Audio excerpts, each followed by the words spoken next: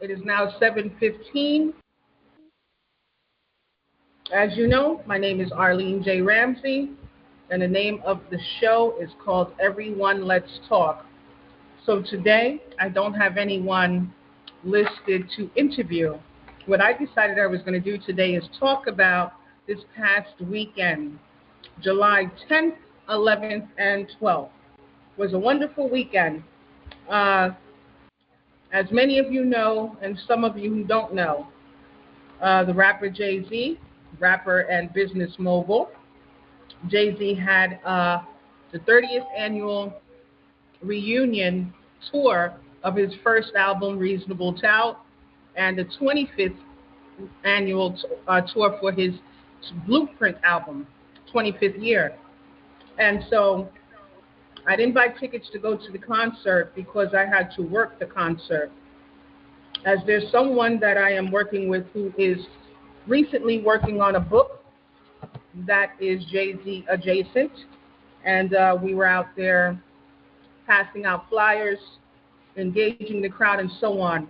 Being that I am a project manager by trade, I managed the project, which meant that I called the people in, work the weekend with me. Things went smoothly. I have to let you guys know what the Bronx was like. The energy of the Bronx was amazing all 3 days. It was like being a part of a street festival. His 30th and 25th annual reunion for these albums created an ecosystem for the whole city or the whole borough of the Bronx, where businesses were making money hand over fist. People were outside on the corners with their coolers, selling cold drinks, selling whatever they want to sell. Nutcrackers, which were drinks that they made in their coolers, and they were scrappy. They were moving around mobile with their coolers that had wheels. You know, there's a lot of negative things that has been said about Jay-Z over the years, and I think that it is because Jay-Z has not spoken on the positive things that he has done. So I'm going to list a few things here, not list, but just mention a few things that he has done for the community, right? So for over 20 years, his foundation has been responsible for sending children to college, where they have raised funds in various ways. One of the ways he has raised funds were putting his merchandise in high-end department stores, and the proceeds, the sales from those merchandise went directly to the foundation, which actually paid for students to have gone to college. His mother is actually watches over that foundation. This has been going on for over 20 years. Let me go on to Google and list a few other things. He also bails out. He did this one year where he bailed out black and brown, or brown, black, indigenous, and Latino fathers for Father's Day, right? He bails out protesters. So whenever there's events that's going on, where when what's his name, Trayvon Martin was murdered, your Mike Browns, things of that nature. When they arrest protesters, Jay-Z would go on ahead and bail those protesters out. His prison reform organization, which he's in partnership with Meek Mill, work towards overturning wrongful convictions. He also holds mayors and prison wardens accountable whenever it comes across his legal team's desk that inmates are being mistreated while they are in jail. He has been known to hold mayors of the respective towns or cities or states accountable. Let me go on and see what else he has done. He has provided pro bono legal and financial assistance to secure the release and protection of artists and activists, including paying bails during the Baltimore and Ferguson protests. and securing legal representation for incarcerated individuals.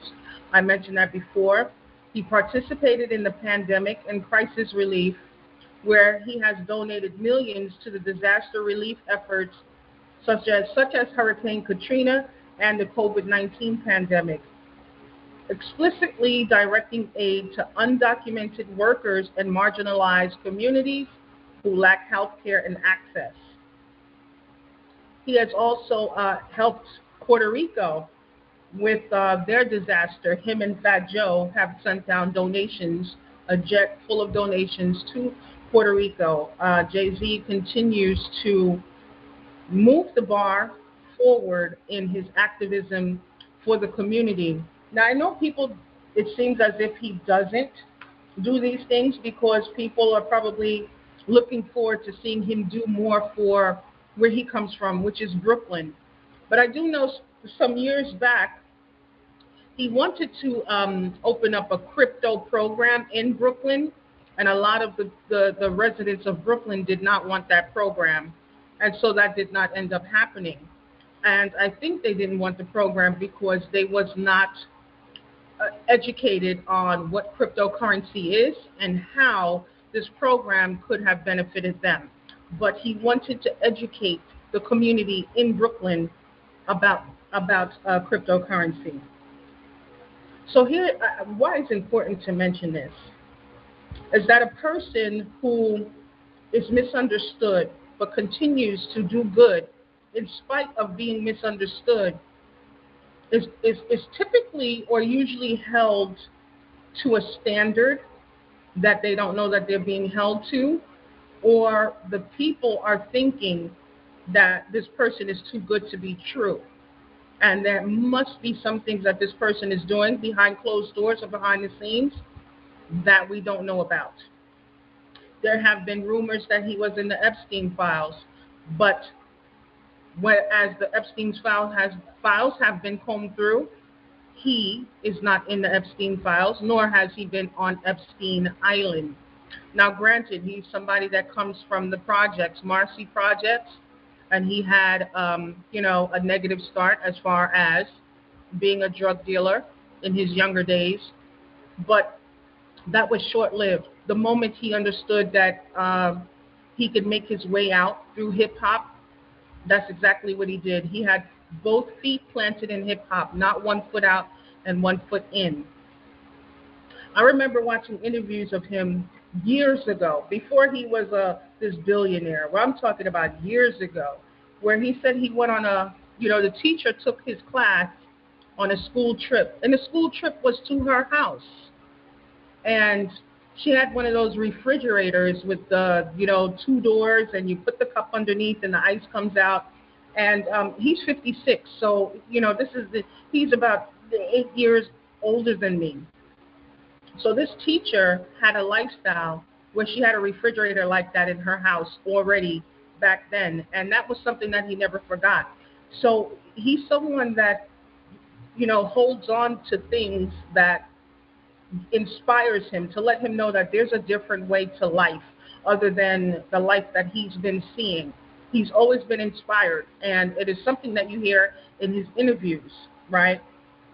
Something else he did was in Africa. I can't remember what part of Africa, what country, where he actually funded a water well and a water pipeline throughout that community in Africa.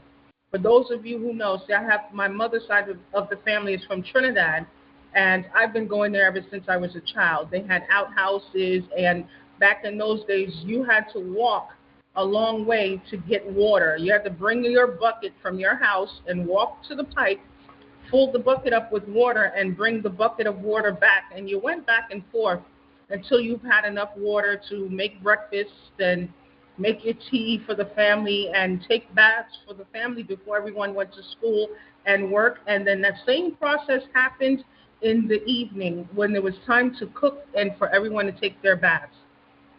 So he funded a pipeline and a water well for this community in Africa. He continues to be a person who has his hands on, his finger on the pulse of what's actually happening. A lot of people don't like what has happened with Colin Kaepernick. However, what we also should realize is that a lot of these conversations, the inner workings of these conversations and meetings, we're not going to have access to. We're not privy to. But I would like to bet any amount of dollar that before Jay-Z partnered with the NFL, that he had the NFL make right with Colin Kaepernick, because they did write him a check. I can't remember what the check was for. So Colin Kaepernick is good.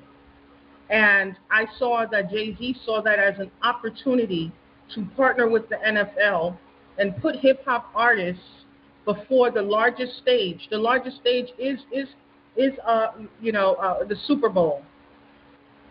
So he picks and chooses the artist that's going to perform for the Super Bowl each year. And what that does for us as a people is broaden our reach. It brings who we are in front of the screens of people that wouldn't necessarily watch us, or people who watches us but pretend they don't watch us, pretend they're not following our swag. It actually brings us before the people. Because the truth of the matter is, we cannot continue as a people to be off to the side and separated as if we don't exist. We also shouldn't continue to believe the white man's story that we all got here through slavery from Africa. We got to understand, or we should understand, that the man or the group of people who overtakes another group is not going to tell 100% of the truth. They just won't do it, because the goal is for you to always be disempowered. I find that it is very disheartening that as the people, we can't see past Jay-Z's past and see past what we think of him and actually see what he continues to do in this world. When the other rapper Foxy Brown had lost her hearing, this was over 15 years ago, he paid for her surgery, for her hearing surgery. When Lil Wayne was backed in taxes, about $14 million or so, he paid Lil Wayne's taxes. He is someone that he's like Prince. I don't know how many of you know that Prince helped a lot of people behind the scenes, but he didn't publicize what he did for people. And, Jay-Z pretty much does a lot of that, where he helps people behind the scenes, and it is not publicized. And it's disheartening to see. And why it's disheartening to see is because as a people, we make it easy for other groups of people to infiltrate who we are. Right? So if there's a disagreement on who Jay-Z is, and if you don't see the depth of the work that he's doing, what that calls for is for more people to step up and be a part of the solution. One person cannot do it all. We need more people to step up and be a part of the solution.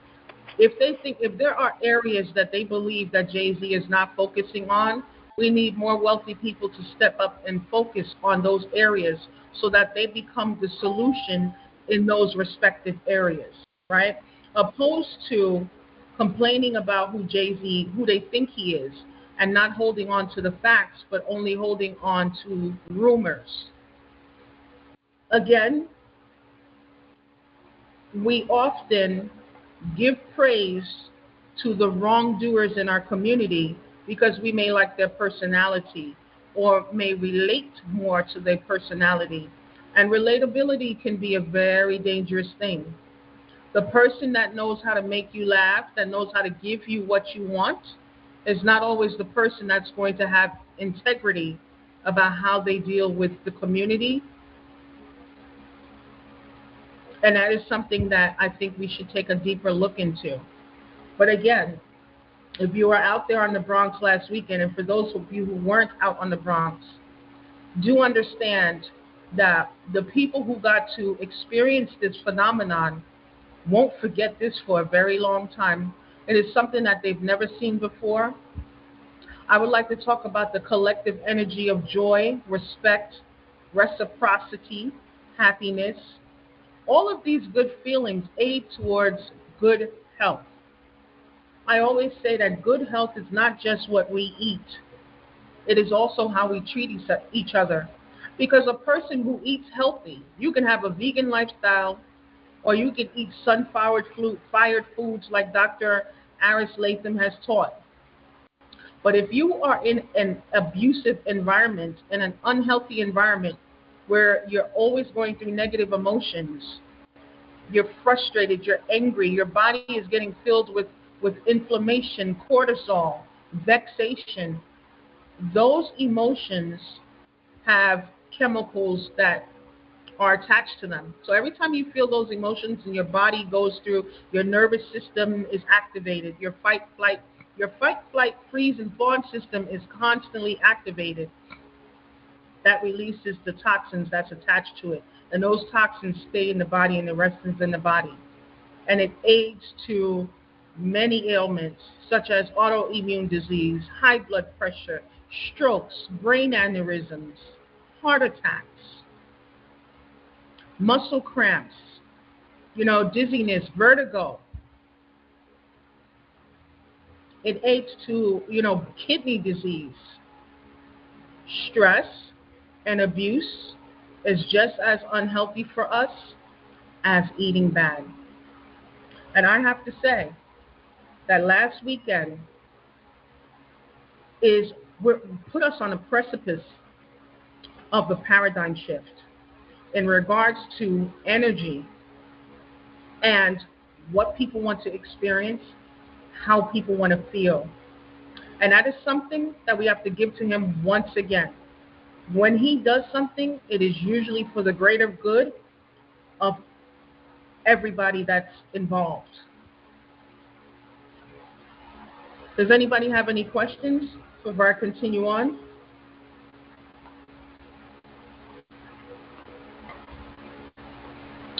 Now, Yes. okay, I'm listening. Yes. Somebody about to ask a Yes. question? Yes, I Oh, do. I'm listening. So, being he done all these wonderful, beautiful things, why he's put out in the industry as this bad person? You said, why is he in the industry as a bad person? Why he's put out in the industry as this bad person? Okay, great question. That's what I want to know. Why is he thought of as a bad person? Okay, Yeah. okay. So when he started the record label Rockefeller Records, it was him, Dame Dash, and Biggs that put their money up to start the record label. All of them were equal business partners, but Jay-Z was the only person who had the skills of rapping, so he was the only rapper on the record label to hold that record label up. Dame Dash was responsible for signing new artists and handling the media. Biggs was the silent partner, which is he was the husky, intimidating looking fella that watched everything. He observed everything, right?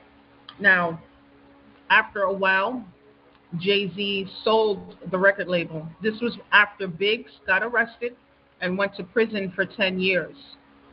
Dame Dash became a hater in the process. There's tons of interviews of him saying that he's tired of arguing with Dame Dash. In the beginning, they needed Dame to be the enforcer and the bully because he's the reason why those guys folded and signed those contracts so that they can have a record label. But he didn't understand that you don't have to continue to be a bully when you're already in the door. Dame Dash has a history of speaking to people and treating people as if they're less than him and as if he's superior. The other thing that I realized with him is that he has a one-track mind way of seeing things. So if it's not done the way he thinks that it should be done, he will disrespect what you're doing. And he continues to do that. So what happened is Jay-Z stopped communicating with him. Dame Dash started spending the company's money taking personal flights, renting the jets, going away for the weekend, spending $400,000 a weekend without letting Jay-Z know that you're spending up the money. When you spend money of that magnitude, you should let your partner know. But his mentality is that he's an equal business partner and he can do whatever he wants to do with the money. But what he doesn't understand is that he had short vision. If Jay-Z allowed him to spend the money and behave the way he did, he wouldn't be where he is as a person. If you look at where Dame Dash is in comparison to where Jay-Z is, you would understand what I'm saying. If Jay-Z thought the way Dame Dash did, he would not be this person that's able to inflict such positive change. So the problem is Dame Dash is telling everyone that Jay-Z is a sellout. He doesn't understand that after you're in the door, you no longer have to be a bully. You no longer have to be guerrilla style. You can be stern with what you're doing, but be professional in how you're communicating with people, and you have to give people mutual respect. So a lot of people started to not like him because they couldn't deal with his disrespect. And still to this day, he doesn't understand that his disrespect is the problem, right? There's other ways to deal with people that are culture vultures without disrespecting them and calling them culture vultures. Because when you do that, that's not going to make a person that wants to bring you down change. All that's going to do is make them more covert in how they undermine you. And that's what he didn't understand. And then he didn't respect the way Jay-Z did things. Jay-Z would do things in a cool, calm, and collective way. Doesn't mean that he was letting people get over, but it also meant that he didn't show people his hand. While Dame Dash continues to show his hand, Jay-Z didn't show his hand. So the problem with that is the black community typically rides for the person that has the loud mouth. But they're not sitting here and assessing the characters of all three of these men. Also, the black community don't like people that is considered intelligent in a way that they don't understand. If you're different, and if they think that you're a nerd or that you're weird, they will not respect you. And that's the thing with Jay-Z. Jay-Z was considered a dude that was weird to them, or like a nerd. So yeah, he sold drugs, but he still had a different mentality that they thought that they were superior to him, but they didn't understand the whole time. He was sitting here weighing his options, observing his life, looking at the future, and setting himself up, positioning himself well.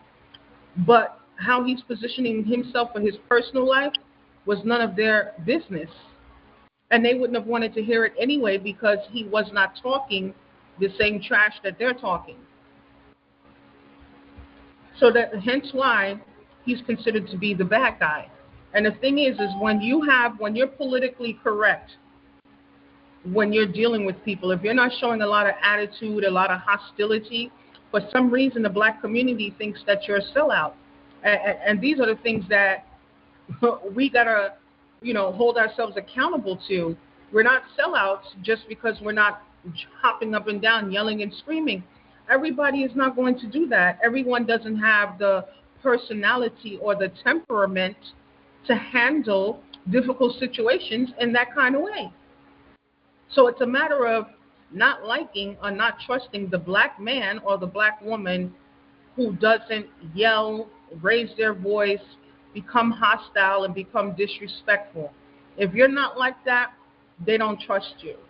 And that is a flaw within the mentality and the thought process of the black community because they are so far from the truth.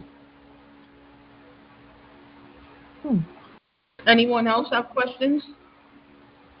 And the person that went to jail, how did he make out? Good question.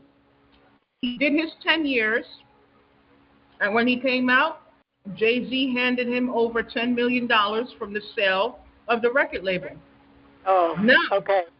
At least he got something. I've never heard of those people. The only one I ever heard of is Jay-Z, so I don't have a clue as to who you're talking about. But it's okay. Can't know everybody.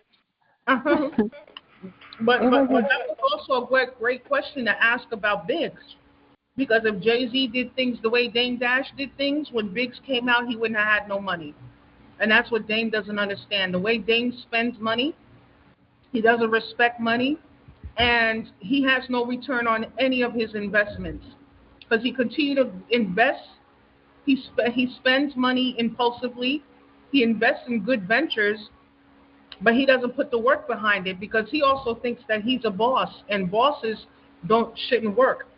He believes that he should come up with the idea and everybody else around him should put in the work to bring the idea to fruition. What he doesn't understand is the people that he was surrounded by had the same business acumen as him, and then they had the humility to roll up their own sleeve and put the work in to see whatever it is that they want to see to fruition. Dame Dash has a superior mentality where he doesn't have to work. Everybody else around him is going to work. And that, you can't do that when you have other great people around you. They have their own ideas that they're working on. Everyone else that was around Dame is doing something and they're thriving. They have motion. And here's what they don't do. They're not out here disrespecting people like that. If they disagree with how something is going, they will find a politically correct way to handle it. But they're not bullies with how they're handling people. And that's something Dame Dash doesn't understand. So this is why Jay-Z has the bad rap and Dame Dash doesn't. And it's, when you think about it, back in the day, oftentimes the person that's, crying and yelling and screaming and pointing a finger that this person has wronged me, sometimes they were right. And the person who is quiet is sometimes the person that's sly and sneaky. So people are thinking that Jay-Z is the one that's sly and sneaky. But what he is tired of arguing with Dame Dash and dealing with his mentality and his disrespect. So now it's to the point where he's not speaking to him or speaking on him. Anybody else have questions? It was a gentleman that wanted to speak before me. I don't know if that was Marcus. Yeah, I think it was the brother with the 732 number. Do you have a question?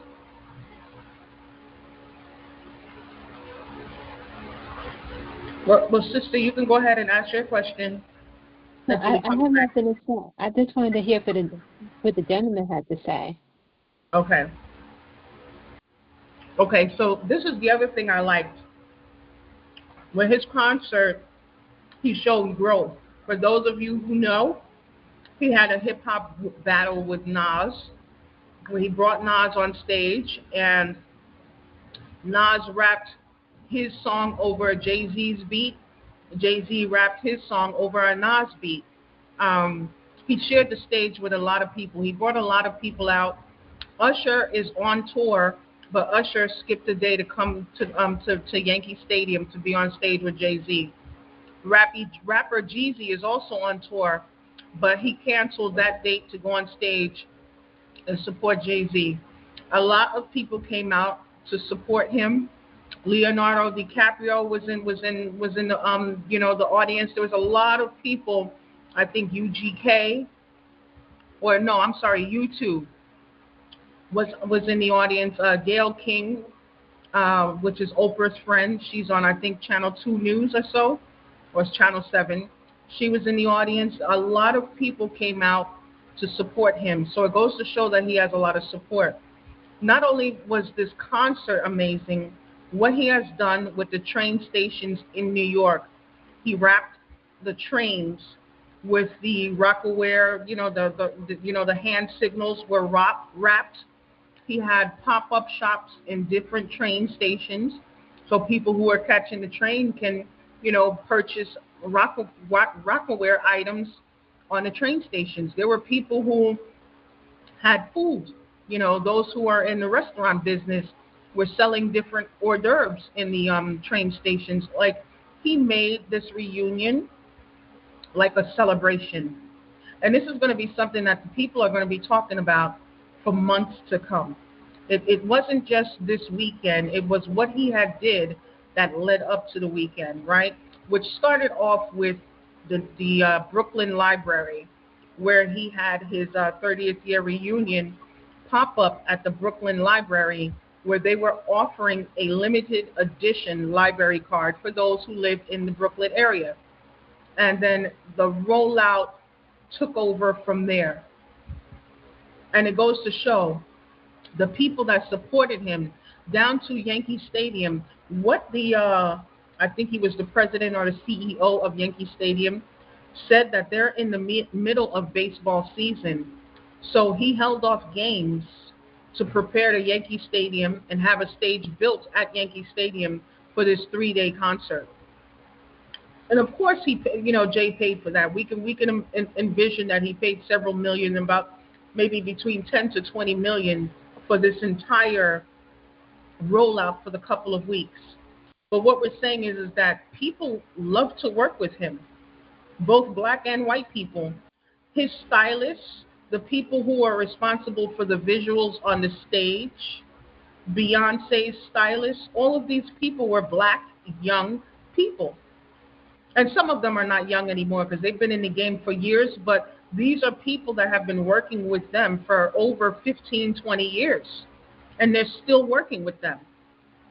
So when we think about the rumors that go on around him and about him versus the people that he continues to hire, he continues to employ black people, and as long as they are people that are good to work with, these are people that have been a part of his team for over 20 years and counting, that nobody has a problem with working with him. And I'm quite sure he's paying them handsomely for the work that they do for him. I think it's, this speaks volumes as into we need to take a deeper look whenever we hear things, to not just go with the narrative of what we hear and not just judge a book by its cover about him being an ex-drug dealer. We got to go by the man has changed, and this has been so long ago. If he had still had his foot in the business of selling drugs, he would have definitely been arrested by now and taken down by now.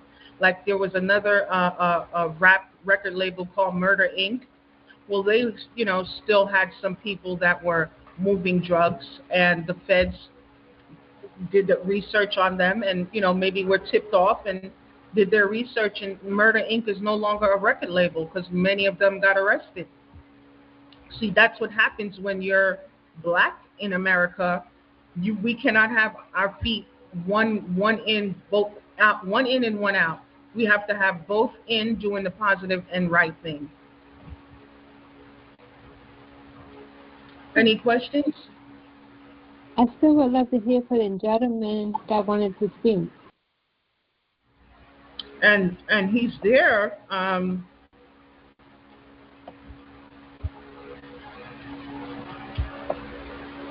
don't know what to say because he's here. Oh, Mark Yarbrough. Mark. He must have stepped away. Okay. When he comes back, he'll make himself known. But yes. So in that, I myself and the people, the team that I put together, we actually benefited and profited off of the weekend as well. We had our T-shirts, our theme, me and JAÐ-Z. We had the flyers. Let me see. I have a flyer in the bag right here. I know you guys don't have your camera on, but for the people that are going to eventually see this, let me show a flyer. So this is the back of the flyer, right? And then I had all our logos on the back, and then this is the front of the flyer. In regards to someone who got deported to Panama. He used to sell drugs back in the day with JAÐ-Z, and he got deported to Panama. Well, he's managed to mass a team. And I always say, if we're moving and we have motion and we're doing things the right way, we're going to be 6 degrees of separation. That is a real thing. 6 degrees of separation is a real thing, because that's how I eventually got involved, because I am 6 degrees of separation. And being that I'm the person that likes to get things done, there's a no nonsense. I'm efficient and effective with my work. They, couldn't be more pleased to have me manage this project and do further work with them moving along with this project. And I couldn't be happier to be a part of this project and also be a part of history. Because what this is going to look like is nobody that he was around back in the day were slackers, right? These were guys that were thinkers. They were doing the wrong thing back in the day, but they learned how to move around and thrive, get it out of the mud, and make a positive comeback for themselves. That's inspiration for the youngsters. That's even inspiration for us. You know, we can't have too much positive stories. We just can't. And so the energy is amazing. Like I said again, it was just something, a sight to see. You guys would have had to been there. The people were happy, and I mean, people from all over. People who don't live in Brooklyn. I've seen Caucasian people. People flew out from the South, Virginia, New Orleans, South Carolina. People came from all over to come here for this show, not just the people from around. When I tell you the crowds of people, yeah. And then the third night, some people bum rushed security to get in, so they had to shut down all doors, and it took them about 2 hours to get all of those people out, because you had people who had tickets that were waiting to get in. And the good thing about that is JAÐ-Z didn't start the show. The show started late because they wanted to make sure that everybody who did not have a ticket was not in there.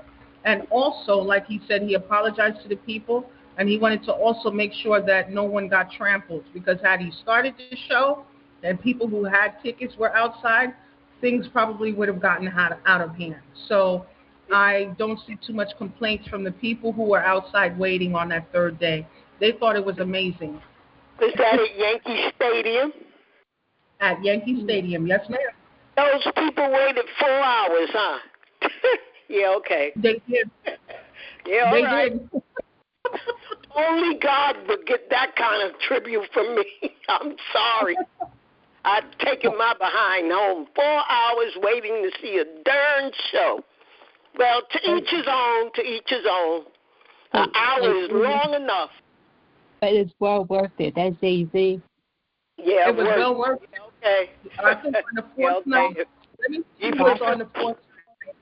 Free. I think it had to be free. That's your point of view. That's yeah, JAZ. Yeah, everybody to each his own. Yep. Yeah. Good thing it wasn't raining or snowing, huh? Well, thank God for that. Oh boy. Yeah. Thank God for that. I would have loved to be there. It's a hard night in life. Yeah, all right. You would have had a wonderful time if you were there. I'm trying to pull up. Let me go on my phone, because there was a long line. It's okay. I will not be able to see. I'm a vision impaired. I will not be able to see the video. I'm not on camera, so it's okay. Oh, okay. That's okay. But I wanted to just list the names on the third day.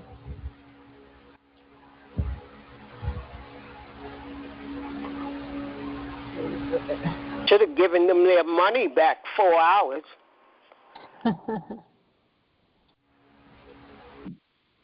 So on the third night, Rihanna, Beyonce, Usher, Pharrell, Tiana Taylor, Clips, JAZ, Fat Joe and Jadakiss, The Dream, Jermaine Dupri, Swiss Beats.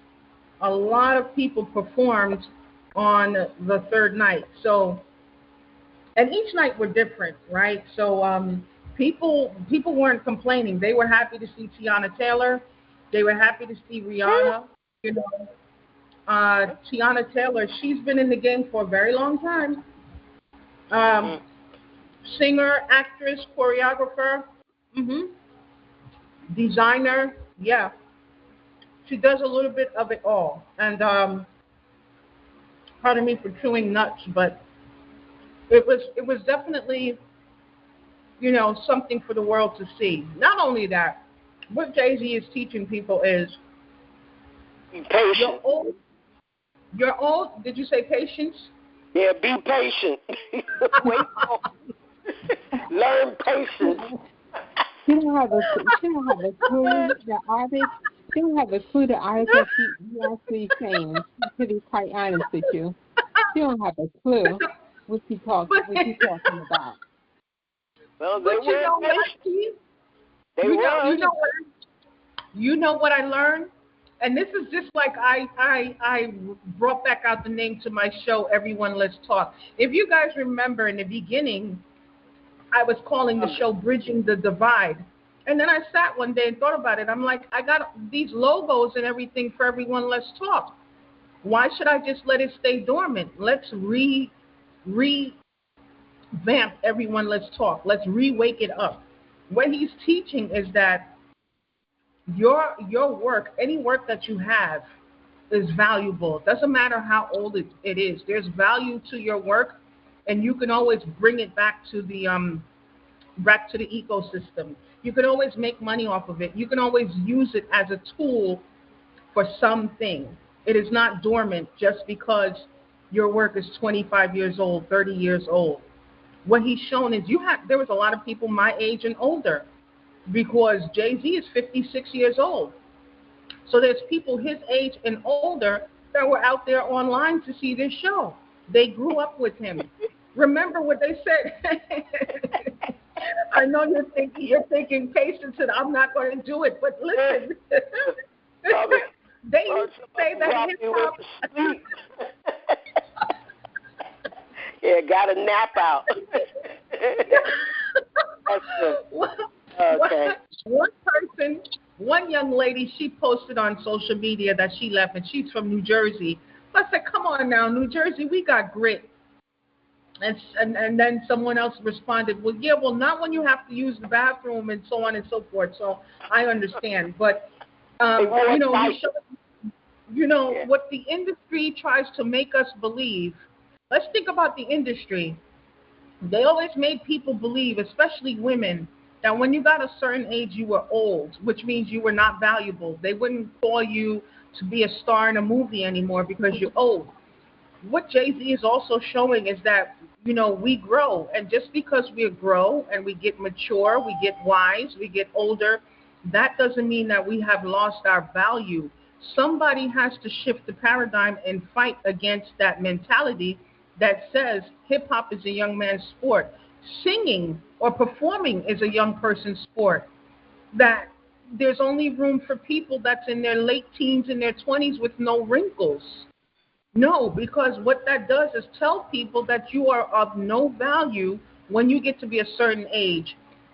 I find that this weekend and what he has done with the 30th year reunion of that album and the 25th year reunion of Blueprint, it showed the people so much that the people have lost, they've gotten out of touch with being human beings, right? And so they brought the humanness back to the culture and back to the people. Like, you don't lose value because you're older. What about when we were younger and the youngsters used to turn to the elders for advice and for safety and for wisdom or for comfort? What about that? How do you tell people that they are of no value and you don't want to hear their music because they're older? And so he showed that with his age at 56, that he looks good. The people came out to support him, right? He found a way to speak to the people and move the button, not just for black people, for white people too. Because when it comes to this age thing, white people suffer by that too. They're going to tell you like Madonna has found a way to break through. And what did somebody tell her? Don't forget to act your age, right? But they must still say something to you to tell you that you're not young, like we don't know that. But what about those of us that are young in spirit and we laugh a lot, right? Just because you get older doesn't mean that the joy is gone. The joy is still there. We're going to laugh. We're going to enjoy life. It's just that when we laugh, now we got gray hair or some missing teeth, you know. But we still laugh. We still have the joy. We still find value in life. We still have zest for life. We're still wide-eyed and bushy-tailed about life, and it's just so much that he has taught us. He has also taught us the value of not having to respond to everything that people say to you. But when you do respond, make sure that you profit off of it. Because now that he has responded to all the things that people have been saying about him for years, his response created an ecosystem for people to make money and for himself to make money and for him to create history. So he always is going to do things in a way where he's going to continue to push the needle forward. He's just not going to go back and forth and waste his time and energy with people. There's so much that to learn or to pick up from what he has been putting down. Any more questions? Well, the only thing I ever heard about him is that he's a billionaire. So hey, I don't know what else there is to. This is America, and that's the only thing that matters: the money. Yeah, but as we know, all money is not good money. As we can see, look at Puff Diddy and Jeff Epstein, and But he's Well, also shown people. He's also shown people what it is to love a black woman. Too many men sometimes get into this thing where they're showing off for other men, but you forget. God put us here to be with the opposite sex.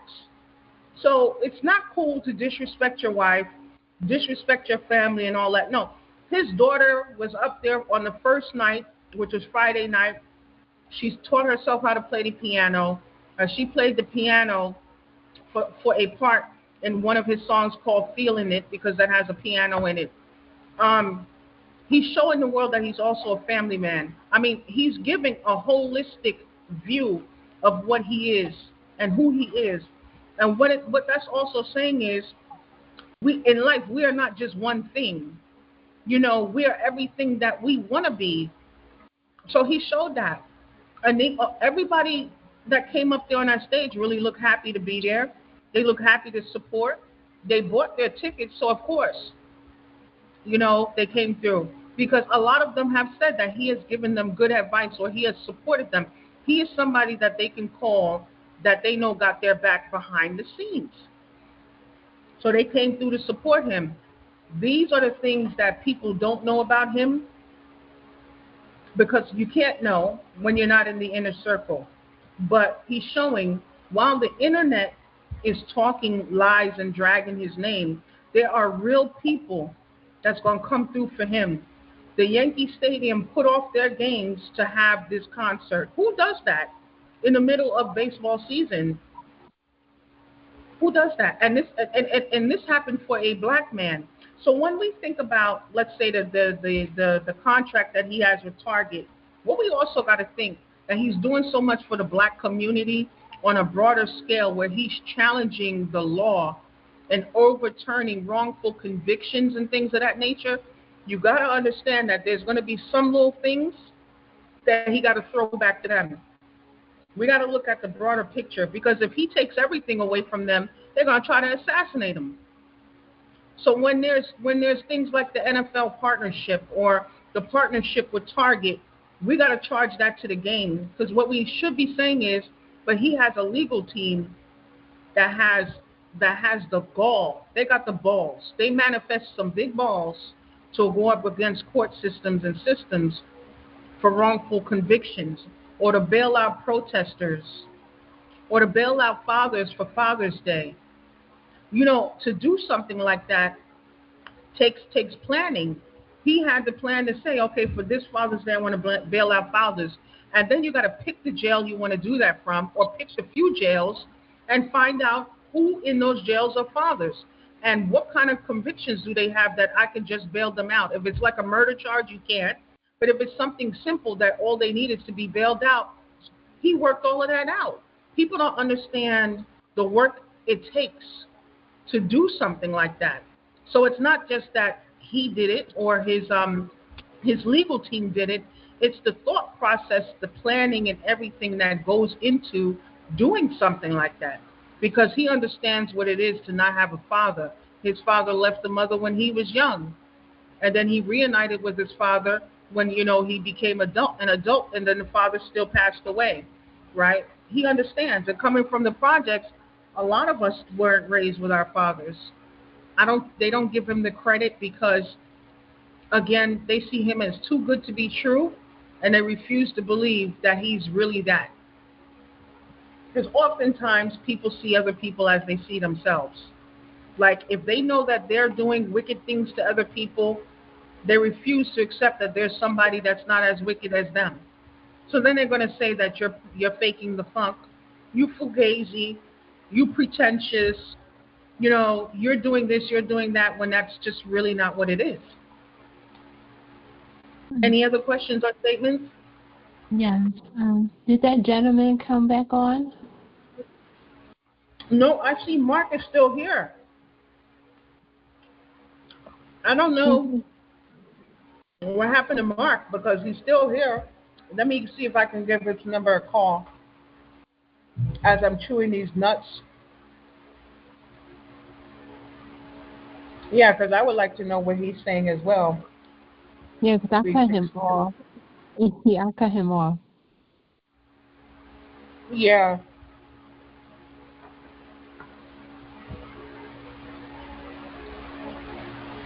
Seven three two 862 172. How are you guys taking the heat? Well, pretty much. It's ringing. Okay.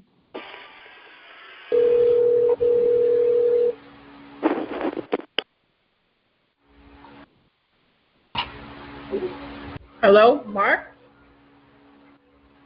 Yes. Okay. Marcus. So the sister wants to know, what did you want to say anything because she knows that she cut you off. So now I'm calling Marcus. to ask if you had a statement. Did you want to come in and make your statement or ask your question? Actually, I'm on another line right now. I got all the way on a business call, so right now the conference. Okay. No. That's been on the line. No problem. Okay. All right. Later. Okay. Bye. Okay. He got called on a business conference call. Well, Okay. that's why he wasn't answering. Okay. So Yeah, so one he's on one the other other. line. Okay. So Uh-huh. one other question. So him being a married man, him being married, he was talking very bad as being a husband to his wife, as being out there sleeping around and so on and so forth. You said, was he talking about sleeping around? No. So him being married Mm-hmm. and his wife having his baby at the time, he Uh-huh. was put out there he was put out there at that time as being a bad person, like being out there sleeping around. As he was, Yeah. yeah. Let's talk about Yeah. that. Yeah. Yeah. Because he did cheat on her at one point, and he addressed it in his album 444. He also addressed that, Beyonce has her ways, right? And she's Queen Bee, and sometimes things like that get in the way. And so I guess his way of dealing with that is going out, which was, they're both wrong. So she talked about it on her album Lemonade. He talks about it on his album 444. But they went through a rigorous process of getting to really understand that part of each other was causing that to happen. He even missed Kanye West's wedding because he said in the album, "I'm not going nowhere." He's not leaving. He's not going to the wedding. He's not going to hang out with friends or nothing until they reconcile their differences in this marriage. And so, in that, both of them have grown as human beings individually and as partners for themselves. So, what that looks like for them now is bliss for them now, you know. Okay. And it takes maturity to even be vulnerable to even talk about that, right? Because those things that came out about him cheating, he thought he was slick because we didn't know. He didn't have his business out there on Front Street. Like there was nothing that was about him in the news cheating on her and things of that nature. These things were happening that she found out behind scenes. So he thought he was getting away. Mhm. Yeah, Not and he quite. talked about it. Right. Because it And was I out think, there. No, I go right think, ahead. I'm yeah, sorry. he was outed. He was outed because he was doing it on the sly, and he think he wasn't discovered. But I also think maybe the fellas don't like him because of his angle to be a good husband.